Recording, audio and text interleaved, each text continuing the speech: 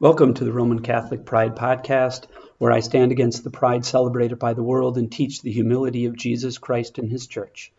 As a reminder, if you find value in my content, please like and share it. It's also available on video at Gab TV and YouTube, and also as an audio-only podcast on Anchor FM, Spotify, and Google Podcasts. This week, we continue to look at a series of articles by Father Jean-Michel Gleize titled The Question of Papal Heresy, where Father Gleize examines whether a pope can be a heretic, and if so, does he automatically lose his authority? Last week, we looked at part 1, the introduction, and part 2 regarding the papacy of John the 22nd. This week we'll read part 3, Can a Pope Fall into Heresy? And part 4, About the Pope and Heresy. So thank you for joining me. As a reminder who Father Paul Gleize is, who Father Jean-Michel Gleize is. He is a professor at the SSPX's seminary in Econe, Switzerland, where he has been a professor for 20 years, and he is currently a teacher of ecclesiology. So, part 3, Can a Pope Fall into Heresy? At first glance, it would seem that this is an improbable thesis. In fact, the negative answer to this question is the common opinion of theologians of the modern era. They say, in effect, that the Pope could not become a formal, obstinate heretic. In other words, a deliberate, culpable heretic, although he could become a material heretic through non-culpable ignorance or because of a simple error and not by reason of ill will. The main advocates of this thesis are the Dutch theologian Albert Pike, who lived from 1490 to 1542, and Saint Robert Bellarmine, who lived from 1542 to 1621, and Francisco Suarez, who lived from 1548 to 1617. Just before Vatican II, this opinion was held also by the French canonist Marie-Dominique Bouilly, who lived from 1808 and 1870. And just a side note, excuse my pronunciations, especially of some of these French names that are very difficult. But you'll find their proper spelling if you click on the link for the article. And now back to the article. During the council, this is Vatican I, side note, Bishop Zanelli, speaking in the name of the deputation of the faith, praises this opinion of Bellarmine and Suarez. According to him, it is probable that the Pope will never become a formal heretic. Since these things have been entrusted to supernatural providence, we think it sufficiently probable that they will never come about. Unquote. In the wake of the council, Cardinal Belleux, who lived from 1846 to 1931, reiterated the same opinion in l'Église et sa constitution intime. Question 14, Thesis 29, Part 2, numbers 940 to 949. Father Dublanchi, too, adopted it after him in Infallibilité du Pape, Dictionnaire de Theologie Catholique. Finally, during the reign of Pius XII, the classic manual by Father Saliveri, De Ecclesiae Christi, Thesis 14, 657, mentions this question about the personal heresy of a pope as a matter for theological debate and presents it as probable, the opinion of Bellarmine and Suarez that was praised by Bishop Zanelli. The twofold argument. The argument of this explanation is twofold, and it remains invariable in the writings of all the authors who adopt this position. First, there is a theoretical argument that is presented as a matter of convenience, the infallibility of the office promised in Luke 22:32 would make personal indefectibility in the faith morally necessary. Indeed, St. Robert Bellarmine remarks in De Romano Pontifice, Book 5, Chapter 6, that the order established by God absolutely requires that the private person of the Supreme Pontiff not be able to fall into heresy, not even by losing his faith in a purely internal way. Quote, For the Pope must not and cannot preach heresy. Not only that, but he must also teach the truth always, and there is no doubt that he will always do so, since the Lord commanded him to strengthen his brethren. But how can a heretical pope strengthen his brethren in the faith? How will he always preach the truth? No doubt, God is still capable of extracting the profession of the true faith from the heart of a heretic, just as he once made Balaam's ass speak. But there would be violence in that, and not an action in keeping with divine providence, which arranges all things smoothly." Unquote. There is also a second factual argument, following from the first, which logically leads all the advocates of the theory to prove that never in all of history of the Church has any pope been formally heretical. The pre-modern opinion.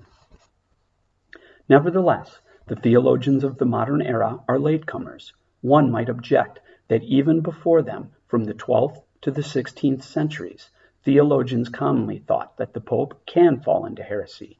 We encountered this idea in the 12th century in Gratian's Decretum, specifically Book 1, Distinction 40, Chapter 6, entitled Si Papa. Gratian says that the Pope cannot be judged by anyone else, except in the case in which he strayed from the faith. This statement is attributed to St. Boniface, Archbishop of Milan, and it is cited under his name before Gratian by Cardinal Douay and Yves Deschartres. It is the text that will serve as a basis for all the reflections of the medieval canonist and will henceforth support a common opinion. Quote, "The canonist of the 12th and 13th centuries," unquote, Father Dublanchi says, quote, "know the passage from Gratian and comment on it. All admit without difficulty that the Pope can fall into heresy, as into any other serious sin. Their only concern is to investigate how and in what conditions he can in this case be judged by the Church," unquote. Cajetan again supports this thesis. Albert Piggy in the 16th century would be the first to break with a theological and canonical tradition that has been unanimous until then. But even in the modern era, the new opinion introduced by Piggy would not be absolutely unanimous. In fact, Piggy was rather quickly refuted by Melchior Cano, who lived from 1509 to 1560, and Domenico Vanez from 1528 to 1604. The Dominican Charles René Billiard shares the same opinion with these two theologians in his De Fide Dissertatio 5. Finally, in the aftermath of the Vatican Council, Father Palmieri defends this thesis in Tractatus de Romano Pontifice, Thesis 32. Lessons from history and today. Consider also the facts of history are undeniable. There have been in the Church one or two popes who favored heresy, and there are today, since Vatican II, popes who have caused serious problems for the conscience of Catholics, who are rightly perplexed. For instance, Pope Honorius I, 625 to 640, was anathematized by his successors, Saints Agatho, 678 to 681, and Leo II, 682 to 684, during the Third Council of Constantinople in 681, for having favored the monothelite heresy. On the other hand, it is clear that since Vatican II, Popes Paul VI, John Paul II, and Benedict XVI have taught, and Pope Francis still teaches, theological opinions that would be difficult to reconcile with the substance of Catholic dogma, but in both cases the import is essentially the same, and these facts have been noted by persons whose judgment has certainly moral authority, although it lacks juridical authority. Consider the words of Archbishop Marcel Lefebvre, delivered in his sermon at the June 30th, 1988 Episcopal consecrations at Econe. Quote, "Indeed, since the Council, and we, the popes before 1962, condemned in the past the the present Roman authorities have embraced and are professing. How is it possible?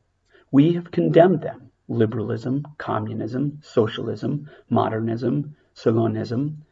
All the errors which we have condemned are now professed, adopted, and supported by the authorities of the Church. Is it possible? Unquote. Recent events, no doubt, are more serious than situations in the past. Here again is the Archbishop, this time from his March 30th, 1986 Easter sermon. Quote, "We find ourselves facing a serious, extremely serious dilemma that I think has not existed in the Church. The fact that the man seated on the chair of Peter participates in the worship of false gods. I do not think that this has ever happened in the history of the Church." Unquote. And finally, attention must also be paid to the comments of Bishop de Castro-Meyer made to Archbishop Lefebvre in a letter dated December 8, 1969. Quote, "This is a very serious matter. We are on the way to a new church. Rome is the one driving souls into heresy. It seems to me that we cannot accept all the documents of Vatican II. There are some that cannot be interpreted according to Trent and Vatican I. What do you think?" Unquote. All this leads us to think, no more, no less, that the first opinion that regards as improbable the fall of a pope into heresy is itself improbable. In other words, the arguments from theological authority along the lines of a negative answer to the question posed are insufficient to win adherents. It must still be shown, therefore, how right reason, enlightened by faith, could justify an affirmative answer. The end of part 3. So now we turn our attention to part 4 of the question of papal heresy, titled About the Pope and Heresy. Defining heresy. Heresy must be understood first as a morally bad human act, in other words, as sin. But like the act of faith to which it is opposed, this act is complex, for it depends simultaneously on the intellect and the will, inasmuch as it follows from the intellect. This act is an error, which can occur in 2 modes, pure and simple negation, mere doubt. Inasmuch as it follows from the will, this act is the refusal to give the support of the intellect to the truth that is denied or doubted. Pertinacity or error. This refusal itself can occur in 2 modes, depending on whether or not it is culpable. Heresy takes place specifically when there is a voluntary refusal with full advertence precisely to the fact that the truths denied or doubted are proposed by the Church's authority, and not to the additional fact that the Church's authority represents that of God and therefore obliges morally. With regard to this second fact, advertence defines heresy not as such, but inasmuch as it is culpable. This culpability is tantamount to pertinacity, in other words, to the rejection of the matter of faith, inasmuch as, in the view of the person who rejects it, it appears clearly obligatory because it is proposed by the authority of God's legitimate representative, in this case, the magisterium of the Church. Non-culpable rejection occurs, on the other hand, in someone who, without fault on his part, does not know that this ecclesiastical magisterium obliged him inasmuch as it represents the divine authority. It follows, therefore, that pertinacity concerns directly the internal act of heresy, which is the act of adherence to error. Formal or material. At the level of the external act, which is the act of professing truth or error, the simple refusal, culpable or not, to profess the truth proposed by the magisterium is already sufficient to define heresy specifically. Consequently, when we describe heresy by saying that it is formal or material, depending on whether or not it involved pertinacity, this distinction concerns only the internal act of heresy. Act of heresy or heretical proposition. On the level of the external act, the rejection of the authority of the ecclesiastical magisterium already corresponds to heresy properly so called. Whatever the case may be with regard to possible pertinacity on the level of the internal act, This pertinacity becomes manifest in the external forum when the competent authority intervenes to impose a retraction on the interested party, and the latter, with full knowledge of the facts, refuses to make a retraction.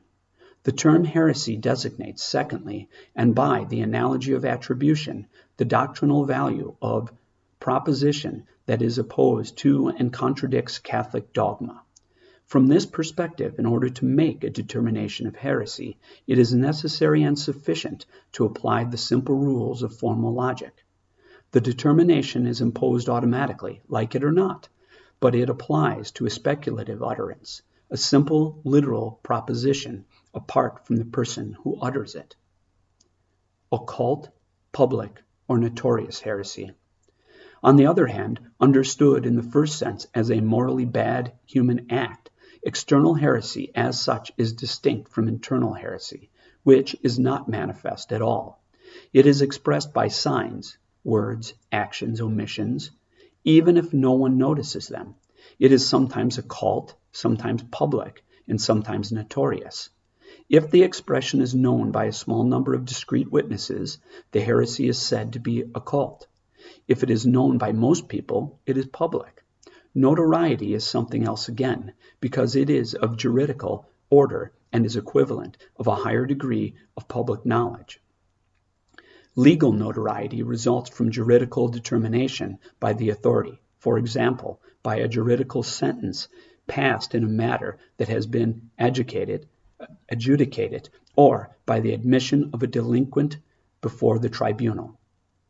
Notoriety, in fact, occurs when the act was performed in such circumstances that no artifice can conceal it and no juridical subtlety can excuse it.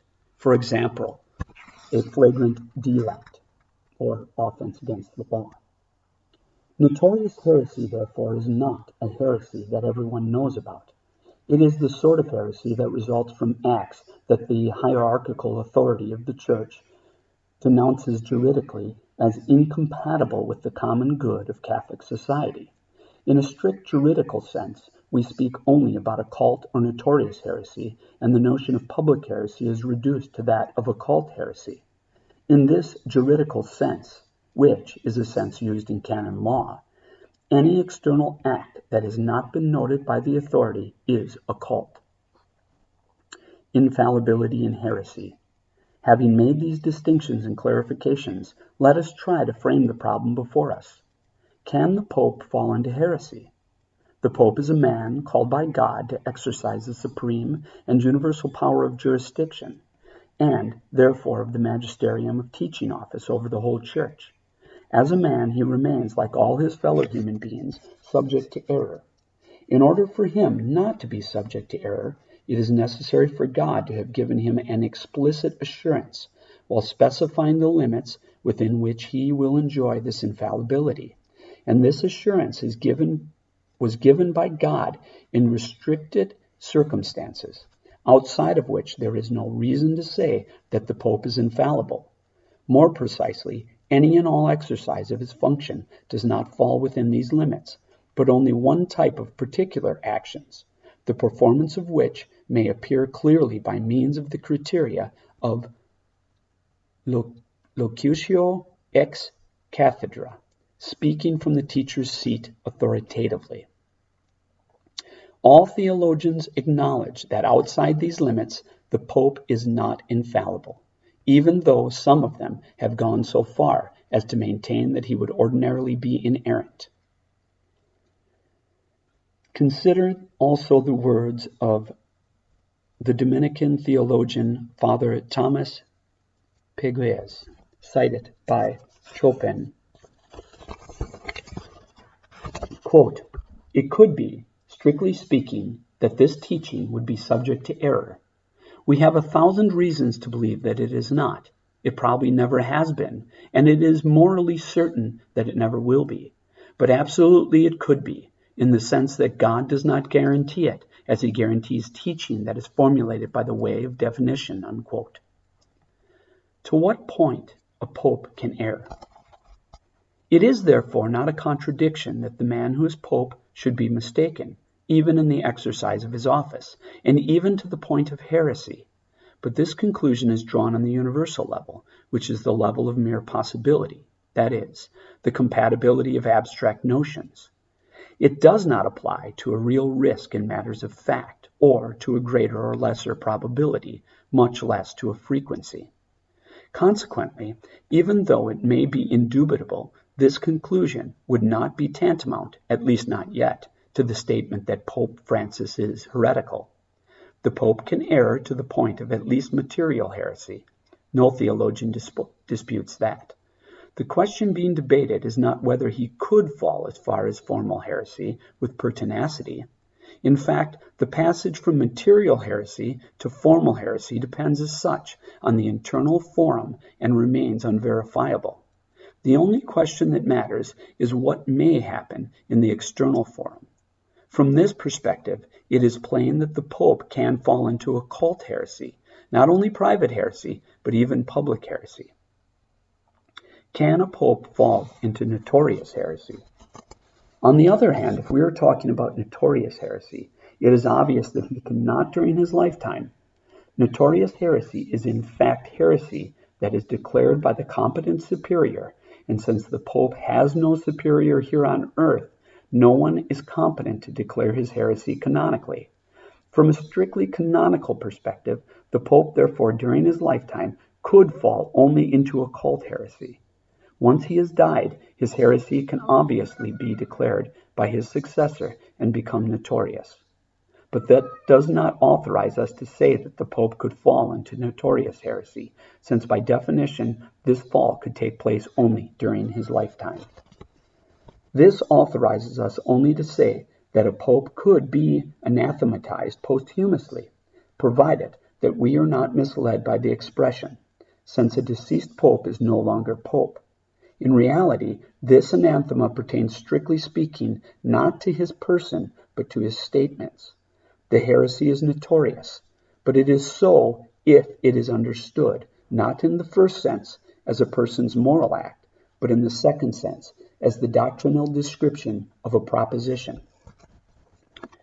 Cases before and after Vatican II. As for what has happened in fact, the response is twofold, depending on whether it concerns past facts from the period before Vatican II or present facts from the period inaugurated by Vatican II. In the case of the former, only Pope Honorius was anathematized posthumously, strictly speaking, not as heretical, but as having favored heresy. On the other hand, his successors, Saint Agatho and Saint Leo II, never proclaimed the posthumous dethronement of Honorius, who never ceased to be recognized thereafter as a legitimate pope. In the case of the present period, no canonical declaration has yet occurred to declare juridically the notoriety of what might be the heresy of the conciliar popes. Can we speak nonetheless about an occult heresy? It is at least beyond doubt that the attitude of these popes complies with the presuppositions of liberalism and modernism, which have been condemned by the magisterium, and that these popes therefore favor heresy, inasmuch as they preach and practice and put into practice the teachings of Vatican II and carry out all the reforms that result from it. Modern theologians say papal heresy is impossible. This is why, considering the apparently unanimous statements by theologians of the modern era, who consider the heresy of a pope as improbable, we respond first that their opinion does not deny that the Pope could fall into heresy. It denies that he could fall into formal and public heresy, even if it were not notorious. We respond secondly that the theological tradition is fallible and capable of reform, even if it is temporarily unanimous, since it is not constant.